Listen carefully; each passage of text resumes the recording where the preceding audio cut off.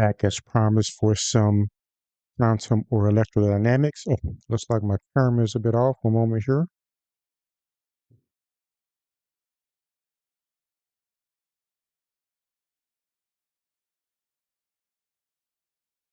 There we go. Some quantum or some electrodynamics. I don't remember specifically which one I promised. I went with quantum, and I'll pick up electrodynamics again perhaps tomorrow since I'm really ahead on that. And so we'll make some headway on some quantum over the next few days. And looking at this problem, this is a classic type of quantum problem uh, where we'll be giving the probability density of a particle. And it's saying use equation 1.16 to determine A. So that means that we're normalizing A. The equation 1.16 is this equation from Griffiths, as is listed in Griffiths.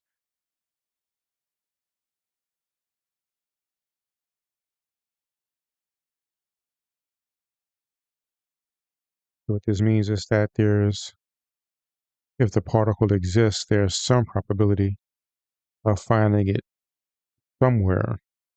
And if we add up all of infinity and it exists, we have 100% of probability of finding it, somewhere in all of infinity. So that's why this equals 1. And all we have to do is take the integral of this to get the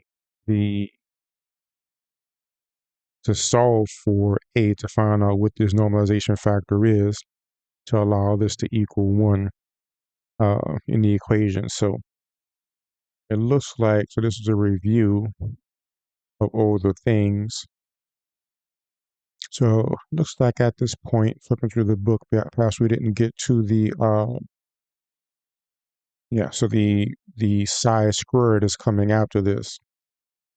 So another way of writing this is integral negative infinity to infinity of the wave function squared dx equals 1. And the idea is that if this wave function is composed of several things, like this is composed of one thing, but it's composed of several things, each of those things we have to normalize. And then the entire thing together we have to normalize. But this is an earlier problem, so we don't have to worry about that. So we can just take the integral from negative infinity to infinity of a e negative lambda x minus a squared dx that equals 1. So if I take the integral with respect to x, that'll equal a e to the negative lambda x minus a squared. And I should get 2x minus a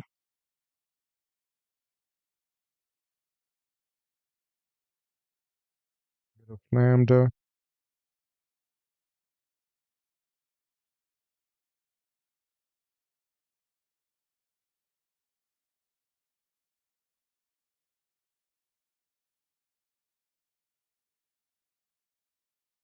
negative lambda will be in the denominator here.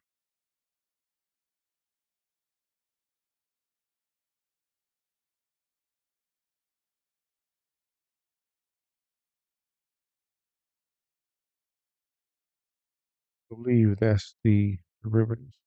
So I'll check to be sure. And this has to equal 1.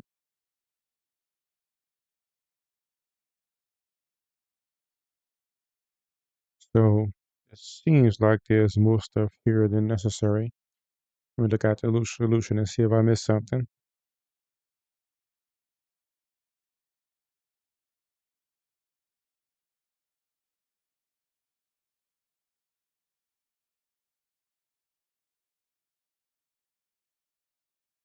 I see.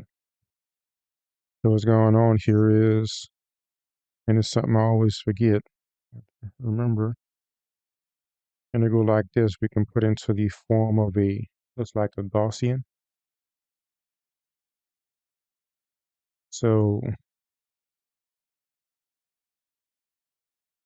Gaussian integral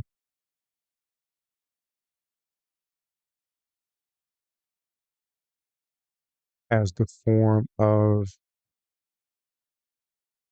negative infinity to infinity exponential negative x squared over a squared dx. So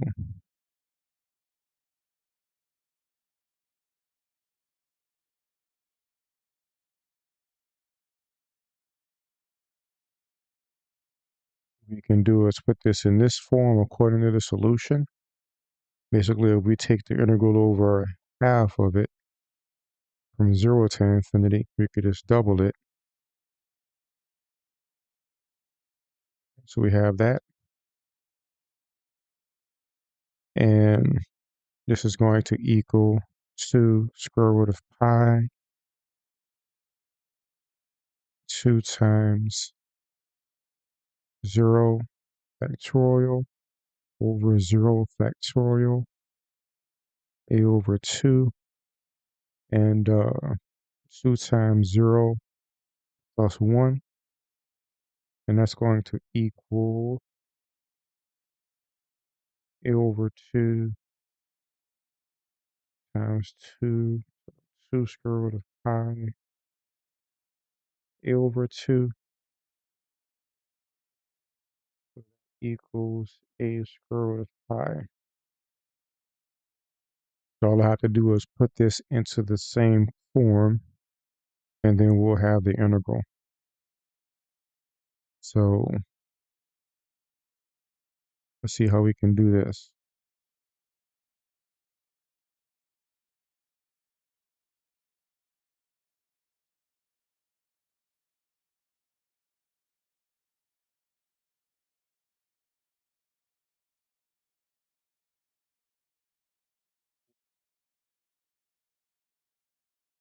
Solution got to work out.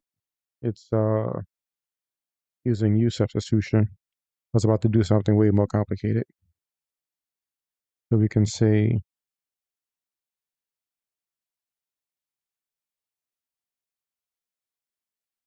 u equals x minus a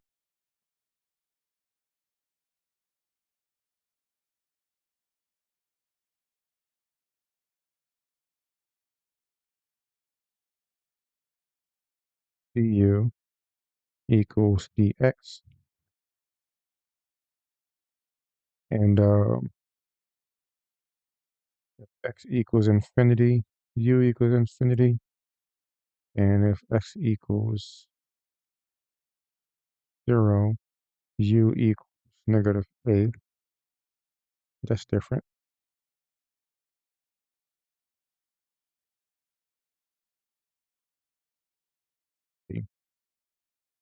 So we're just putting it in the form so that we don't have to worry about it. So basically,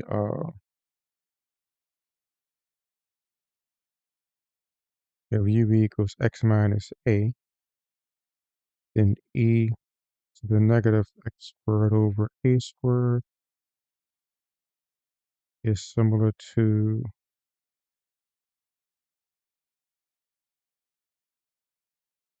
e negative u squared over 1 over lambda. So a is 1 over lambda, which means that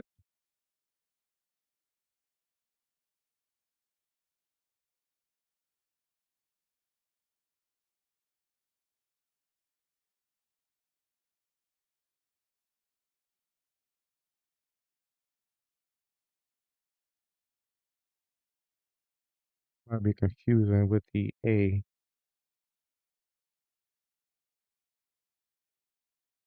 Highlight the a I'm speaking to. So this a squared is this. So that means that a squared equals 1 over lambda. A equals square root of lambda. So this should mean the integral is square root of lambda square root of pi. That doesn't seem right either.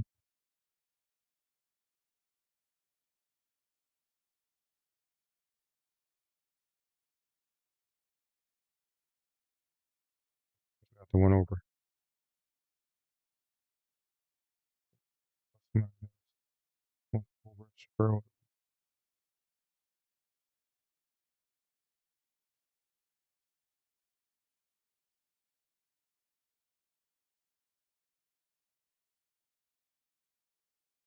Means that we have square root of pi over square root of lambda, or square root of pi over lambda.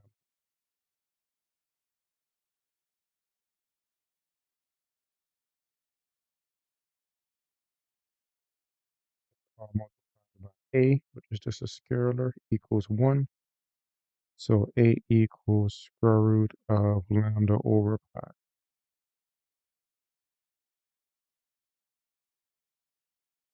Remember, in this form is a Gaussian.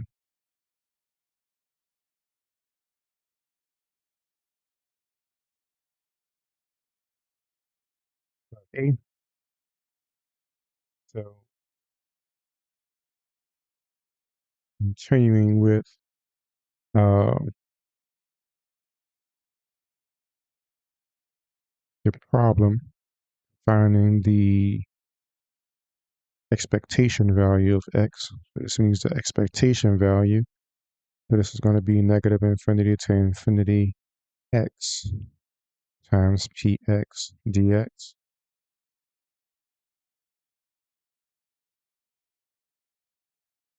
We shall not mention a detail in this form. Nope. That's it. So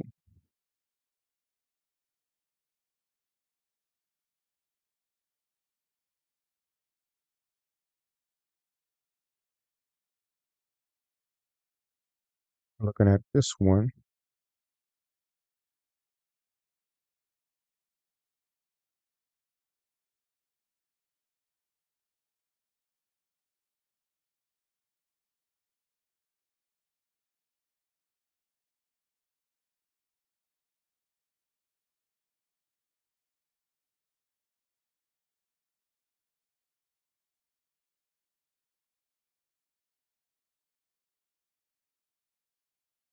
this is interesting.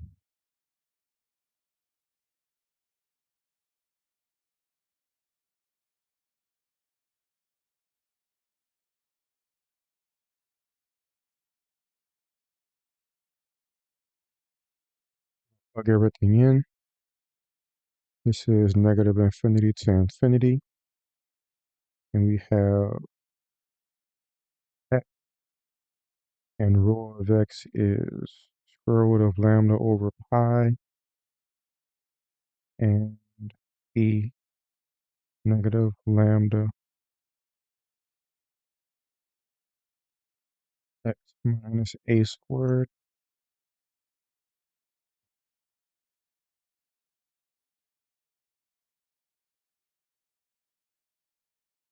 We can do the same thing and say u equals x minus a. No, I should plug it in this time since I have another x. Therefore, du equals dx. And in this case, x equals u plus a.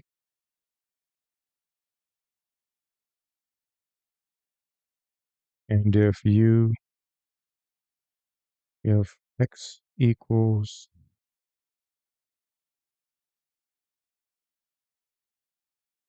infinity, u equals infinity. If x equals negative infinity, u equals negative infinity. This is at negative infinity to infinity. X, oops, u plus a, square root of lambda over pi, e negative lambda u squared du.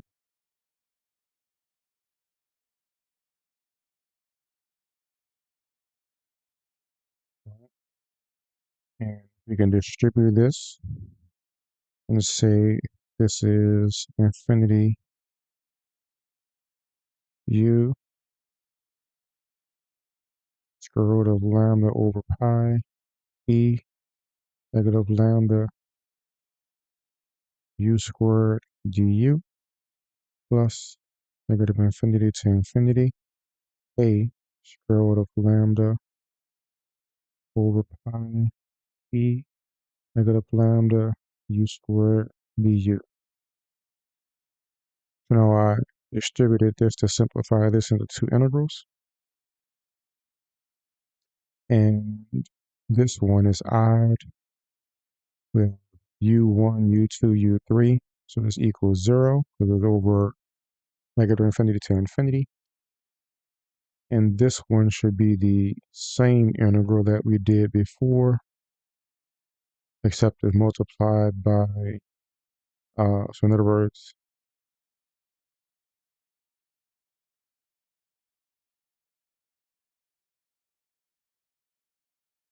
as we have it here is the same.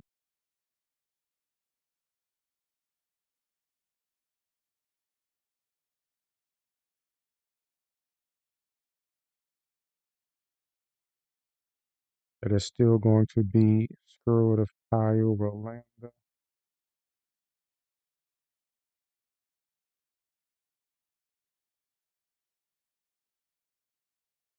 a square root of lambda over pi square root of pi over lambda. So equal a equals a. The expectation value is a. Expectation squared to be done the same way.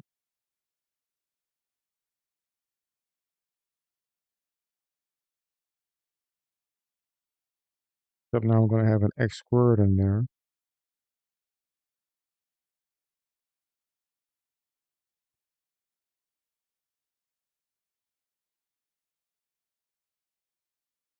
So to start from here,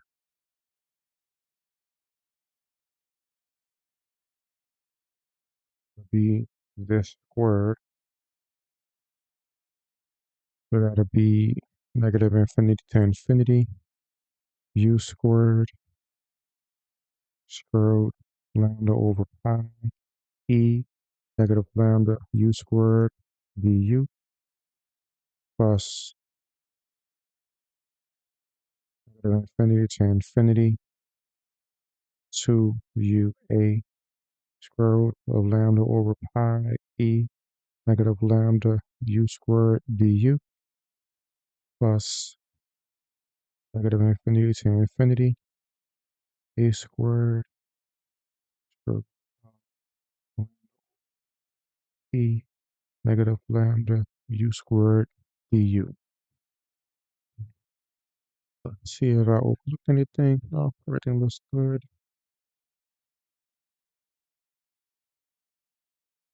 So this one we have 3u, so it's odd again.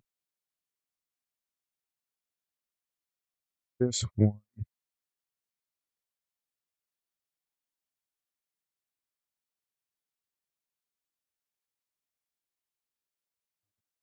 so I'm going to try to find this in the book. The solutions are saying go to the book for the integral.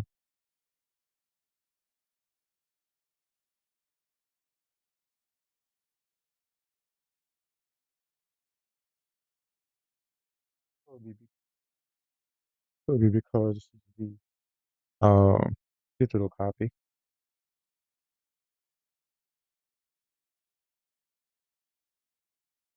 of my other one around here somewhere.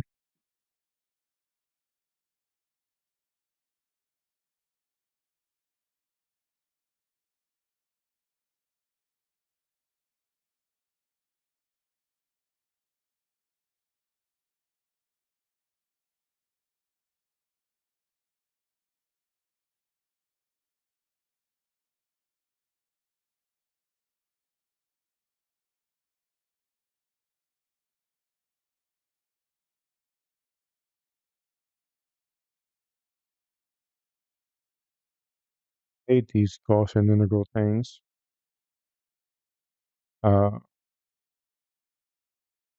Suffice it to say that this one, it is the same as we had before when we had A there. We just ended up getting the inverse of this. So this ends up plus A squared because we literally get the thing that just cancels out that. So whenever we have this Gaussian integral with something in the front, that's not what we're integrating over. It just gives us the output of that. This is 0, so we just have to evaluate the left side. And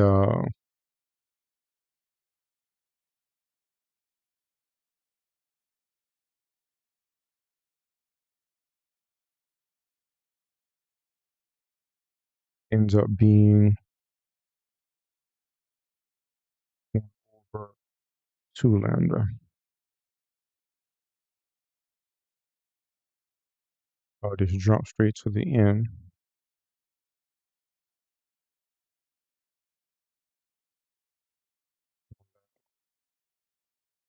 It's not going to hurt to write down. I'm not going to remember that. The what's going to call them? But it's good enough. We have u squared, Gaussian form is 1 over 2 pi. Okay?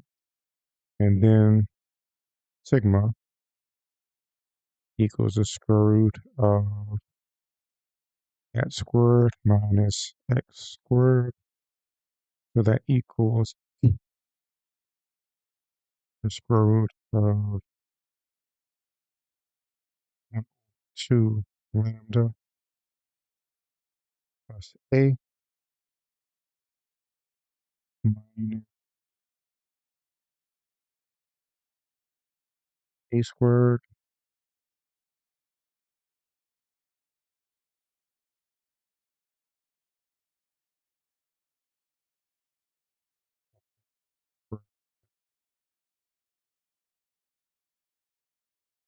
there. So that's going to be square root of 2 lambda plus a squared minus a squared. So that equals square root of 1 over 2 lambda. It's going to be sigma of the standard deviation. And that's that. So some good reminders on a few things. Have to remember the Gaussian formula of things. And one problem down.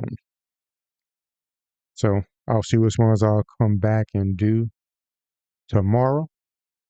If I get a few more in. I should already sleep here today. So I was up late last night. So hopefully tomorrow. See y'all next time.